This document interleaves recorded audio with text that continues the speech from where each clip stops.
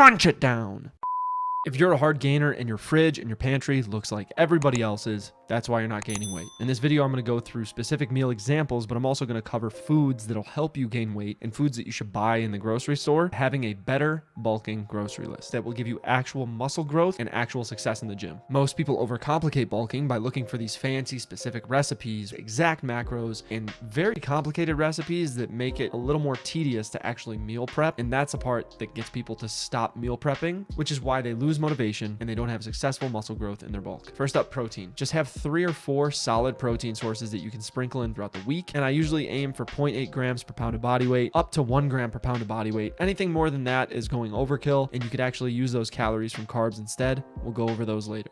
In the last video, I talked about how I prefer ground beef because it has a bigger bang for my buck as far as calories go. So ground beef is going to be great for you. If you like steaks and it's in your budget, absolutely go for steaks. Those are packed with calories as well. Another one, whole eggs. If you're having that in breakfast, I prefer my eggs scrambled because I can house 6 eggs and still be hungry afterwards for some carbs on the side. And then one that most people kind of brush off and don't even think about is protein powder because it's not a whole food source. I got news for you. You could put protein powder in some of your recipes and that'll help you increase your protein for the day, but also it could be a sweet treat at the end of the night if you just want something sweet. But I make sure that it's a good protein and I make sure it's third-party tested. I personally go for the ones that are on sale because protein that used to be 50 or 60 bucks 10 years ago are now up at 90 to 100 for some reason because why not? So aside from that protein powder, these are protein sources that are also high in calories to help you increase your calories throughout the day, but they also don't fill you up too much. Next, we're going to go into some carbs. Carb sources are going to be your best friend when it comes to gaining weight. You store that glycogen in your muscle, which helps you give a more full look, and it brings more nutrition to the muscle for growth. Those carbs are going to be huge along with your protein. Some carb sources that I enjoy are oats. A full cup of oats is 300 calories. If you put that in a shake, you're drinking that in 2 seconds. I prefer white rice because I could eat a lot of white rice without feeling too full. If you like potatoes and you can eat a lot of them without feeling too full, they don't have as many calories as your white rice, but they're going to be great for increasing your calorie count throughout the day too. I stay away from pasta, but if you like pasta, that's a great source of carbs. The reason I stay away from pasta is just because I look like I'm going to have a baby tomorrow if I have it today. So I don't want to have that bloated feeling. I don't digest it very well. But if you digest it well, freaking destroy that pasta. Munch it down. And bagels. I'm not living in New York anymore. And honestly, bagels outside of New York are kind of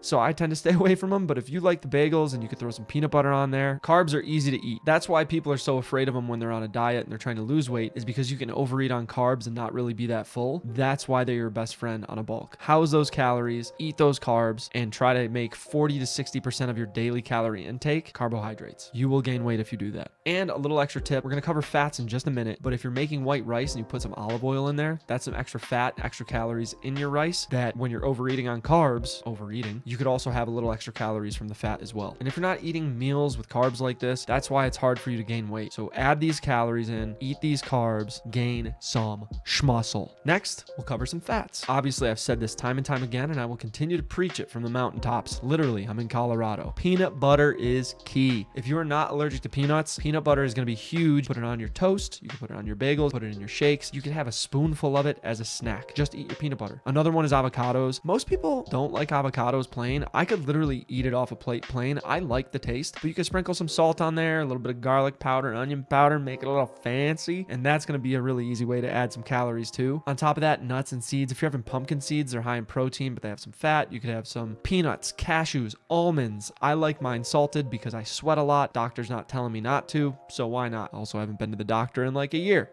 Who cares? I'd like to see a doctor who has the guts to tell me not to have salt in my diet. I'll give him one of these right to his suck hole. Either way, those are a really good way to add some calories too, especially in snacks, or if you're driving and traveling a lot, you can munch on almonds in the car. You could literally take the same meal that you made yesterday, add some fat to it, peanut butter, avocado, and you can get 300 to 500 extra calories on top of what you were eating and feel like you didn't even eat 300 to 500 extra calories. And then last one, that olive oil that I touched on, you could put that in your food. Depending on what I'm making for the day, I might use avocado oil because it's a little less in fat, and I might get fats from other sources like cheese, and we'll cover that too. Picking your calorie sources wisely, and that sometimes takes a little bit of experience, but I'm going to give you meal examples in just a minute where you could see how I did it, and then you can use that as inspiration in your own diet. We're going to go through some easy calorie add-ons, but I want to show you those meal examples for breakfast, lunch, and dinner, as well as snacks that help me hit my calorie count very easily throughout my day. Breakfast example. This one was actually courtesy of my girlfriend. This is a really good recipe for overnight oats. I'll put a bunch of Tupperware everywhere on the counter. I'll sprinkle in all the dry ingredients. I'll mix it all together. Then I'll add in the almond milk and peanut butter, mix that in. And then afterwards, I'll sprinkle blueberries and a banana on top of it, put it in the fridge. Then when I'm ready to have it the next day, I'll pull it out, microwave it. We have a half cup of oats. Again, you can make this a full cup for 300 calories, so that'll boost it even more. I do protein powder in it as well. And then chia seeds, a little extra fiber, helps me keep my plumbing flowing well, if you know what I mean. Big poops, baby. On top of that, I'll do blueberries, peanut butter, bananas, and almond milk. So that's 664 calories. Really easy breakfast example for you to do. I'm not going to go through all the ingredients, but I'll put on screen right now the shake recipe that I have, and that's going to be anywhere from like 900 to 1,000 calories. First thing in the morning, it's in liquid form. It's really easy to put down. Shake recipe and the breakfast. Go back and take a screenshot if you didn't. Use those if you need. Next, we're going to go through lunch and dinner. Light mayonnaise. I chose light because I'm going to get extra fat from the cheese as well. I actually mixed sriracha in there. I didn't put it because it's 0 calories, but I made spicy mayo, which tasted amazing. Tortilla, lay it flat, put that spicy mayo down, sprinkle the cheese on top of it, put the ground beef on that, and then from there, just roll it up and you have an easy 748 calories. I had a bag of Sun Chips with it for that extra 210. But this is a really quick lunch that I had right before I had to go to work. And last but not least, before I go into the easy calorie add-ons, I have my snacks for that day. 20 grams of beef jerky for 57 calories, another bag of Sun Chips because I was just feeling it that day. Apparently, I wanted Sun Chips as a snack. And then I also gave myself a little piece of dessert, 320 calories of a crumble carrot cake mini cookie. These 3 snacks alone brought me another 587 calories. If you don't have time for a full meal, snacking throughout the day does help. I sprinkled them here and there for an extra 587 calories, which is pretty damn close to the lunch calorie count at 700 something. Easy calorie add-ons. Protein shakes. We talked about that. Another one, if you're struggling to eat a lot and you really just need extra calories, have some chocolate milk. It's a good way to get a little more calories without feeling like you're so full because you drank it. Granola, trail mix. I personally love the Oikos 000 vanilla yogurt. It tastes really good plain, but I sprinkle granola in there as well as blueberries, and it's a really good snack. These are perfect when you don't feel like eating a full meal, but you just want extra calories. Add-ons are going to be helpful to keep you from feeling like you're going to explode like Veruca Salt. Was that her name? Violet blew up. Veruca Salt was the bad egg. Daddy, I want a golden egg. I hate that chick. But if you don't want to blow up like Violet and you roll out of somewhere like a blueberry because you ate so much, these are really good ways to get extra calories without feeling like you got extra calories. So if you have these foods in your house, you're going to gain weight. You don't need perfection. You need consistency. If you're not hitting your exact macros, big whoop. 25% of my calories for the day is going to be protein. Anywhere from 40 to 60% I try to make carbs, and then I fill the rest out with fat. If you're struggling to gain weight, buy these foods. Use my meals as inspiration. If you want to eat the same meals that I just showed you, use that as a skeleton. And then as you travel through your bulk, you can change up the meals a little bit and use my meals as more inspiration, because this isn't what I eat every single day, but it's an example of what I ate in a week. And that should help you in your grocery trip, and it'll make it a lot easier for you to not worry about calories too much. And if you want more content like this, be sure to like, subscribe, and follow the Hard Gainer series, as more videos are going to be coming out, and I will help you on your Hard Gainer journey. If you have questions, drop them in the comments down below. If you don't want to worry about your programming and you're sick of trying to decide what to do in the gym, send me a DM on Instagram at Coach Jerry Hayes, or visit www.bgperform.com/training, and I can program for you so you can just show up to the gym and do it. But again, if you did like this video, please like the video, subscribe, and I will catch you guys in the next one.